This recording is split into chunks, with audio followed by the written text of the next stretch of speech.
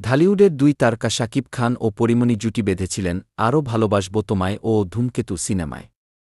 এরপর আর একসঙ্গে দেখা যায়নি তাদের। তবে মাঝে মধ্যেই বিভিন্ন অনুষ্ঠানে তাদের সঙ্গে দেখা হয়।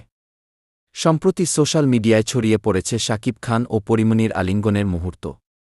গত মঙ্গলবার ১ নভেম্বর শাকিব খানের ডাকে তারকাদের হাট বসেছিল রাজধানীর একটি ৫ তারকা হোটেলে।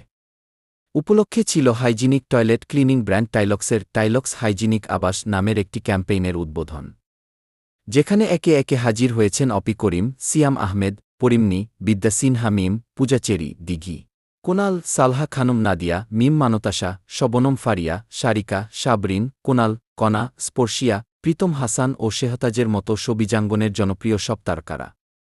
সামাজিক যোগাযোগ মাধ্যমে ছড়িয়ে পড়েছে তারকাদের মিলনমেলার সেই আয়োজনের বিভিন্ন মুহূর্ত, ছবি ও ভিডিও, যেখানে একটি ক্লিপ দর্শকের বেশি নজরে এসেছে।